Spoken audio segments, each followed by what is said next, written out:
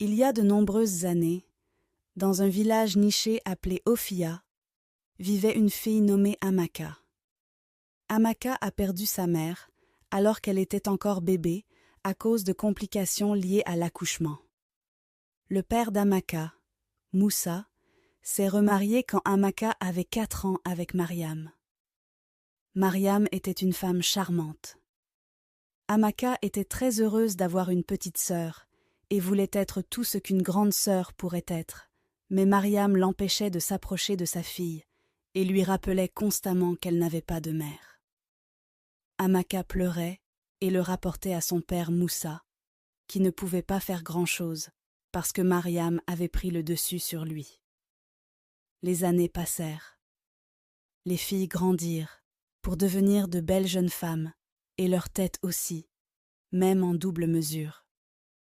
Mariam veillait à ce qu'Amaka fasse toutes les corvées, y compris aller à la ferme pour chercher du bois de chauffage, au ruisseau pour chercher de l'eau avec peu de nourriture, tandis qu'Awa restait à la maison à ne rien faire, profitant de toutes les friandises disponibles.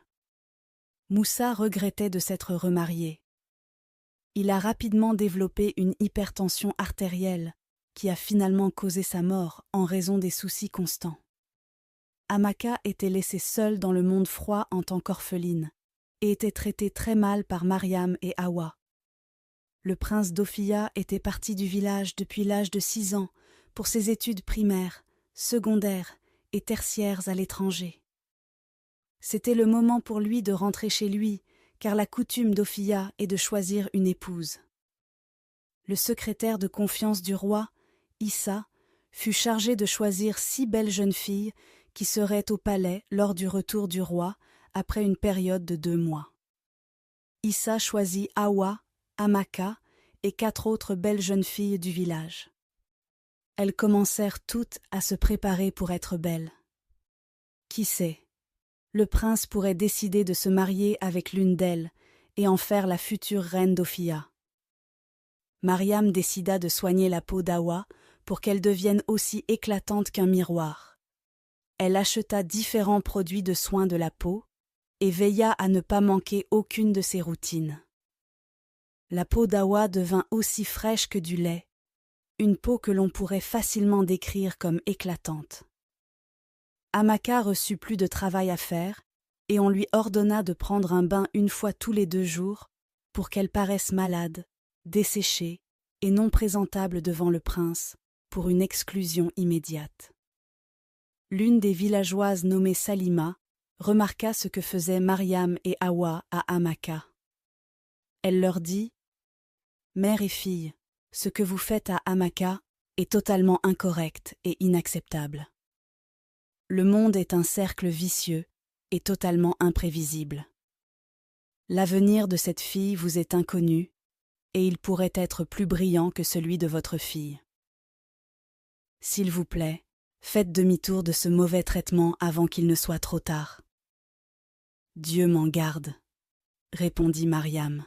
« L'avenir de ma fille est assuré et Amaka ne sera jamais à sa hauteur. » Awa dit à Salima, « Il est évident que tu ne me veux pas du bien, alors s'il te plaît, pars maintenant. »« Oh » répondit Salima, « que la terre, les arbres et tout ce qui nous entoure soient témoins que je vous ai avertis. » Il restait un jour avant que les filles sélectionnées ne se rendent au palais. Amaka était totalement heureuse, parce qu'enfin, elle serait libérée du travail pendant 2 bons mois, aurait accès à de la bonne nourriture et à des bains quotidiens. Confinée dans les murs de sa chambre, elle fit une petite prière et dit, avec des larmes coulant sur ses joues, « Seigneur, je confie ceux qui sont enceintes entre tes mains, qu'elles ne meurent pas en laissant leurs enfants dans ce monde froid. Garde-les en vie pour élever leurs enfants. Et que leurs enfants ne finissent pas comme moi, Amaka, qui travaille du matin au soir sans nourriture et ne prend un bain qu'1 fois tous les 2 jours. Pas de bons vêtements, pas de bonnes chaussures, pas d'amis, pas de père, pas de mère, juste moi. » Elle s'arrêta et pleura longtemps. Puis elle conclut sa prière par Que ta volonté pour ma vie soit faite alors que je déménage au palais demain. » Le jour arriva. Hawa avait rangé tous ses beaux vêtements, bijoux et produits de soins dans sa boîte, tandis qu'Amaka n'avait ni boîte ni bons vêtements à emporter. Elle décida donc d'y aller avec ce qu'elle portait, car la seule chose importante pour elle était de quitter la maison. Dès qu'elle sortit pour rejoindre Hawa, Mariam lui ordonna de rentrer à l'intérieur. Pour la première fois, Amaka questionna ses ordres et demanda pourquoi. Mariam lui répondit par une gifle très violente. « Alors tu veux aller au palais pour leur dire que tu travailles du matin au soir sans être nourrie et que tu portes une seule robe pour leur faire croire que je ne m'occupe pas de toi. Hein? Sorcière. » Amaka dit. « Mère, s'il te plaît. » Mariam l'interrompit. « Je ne suis pas ta mère. Ta mère paresseuse et faible est dans la tombe.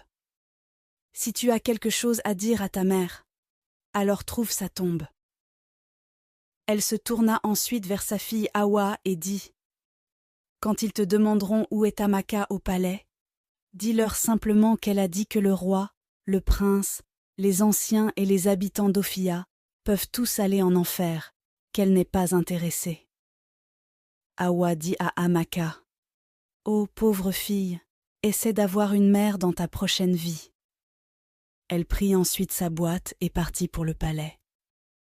L'espoir d'Amaka de quitter la maison fut anéanti, et pour la première fois, elle eut envie d'en finir sur le champ, mais elle ne trouva rien pour exécuter ses pensées. À ce moment-là, Salima apparut sur les lieux et demanda ce qui s'était passé.